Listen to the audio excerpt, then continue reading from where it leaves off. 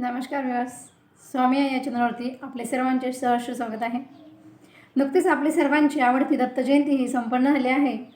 तर आपण सर्वांनी दत्त जयंतीनिमित्त महाराजांच्या सेवेचा खूप असा मनोभावी लाभ घेतला आहे.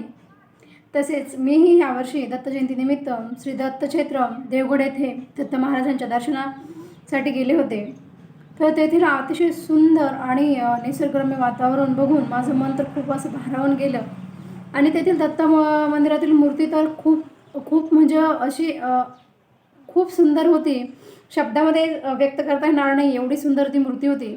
असं वाटत होतं साक्षात दत्त महाराज आपल्याशी बोलता की काय, एवढी ती मूर्ती देखणी आणि सुरेख आणि खूप अशी भव्य होती.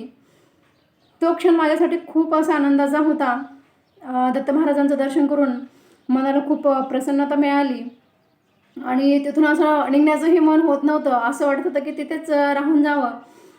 तर हा एवढा सुंदर अनुभव मला तुमच्या सर्वांसोबत शेअर करावासा वाटला, म्हणून मी आज आपल्या व्हिडिओमध्ये तुम्हाला श्री देवगड येथील दत्त मंदिरातील महाराजांचे दर्शन करवणार आहे. तर तुम्ही सर्वांनी आपला व्हिडिओ शेवटपर्यंत नक्की बघा आणि आवडल्यास लाईक आणि सबस्क्राईब करायला विसरू नका.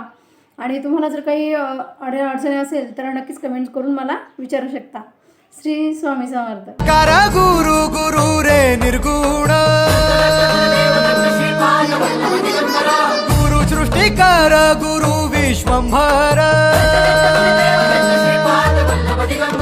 निराकार गुरु गुरु रे निर्गुण गुरु सृष्टिकार गुरु विश्वंभर गुरु विण नो हे साधु मुनि जन गुरु विण साहू कैसे जीवन गुरु विण नाही नर नारायण गुरुचरिताचे कर पारायण गुरु विण नाही नर नारायण गुरुचरिताचे कर पारायण.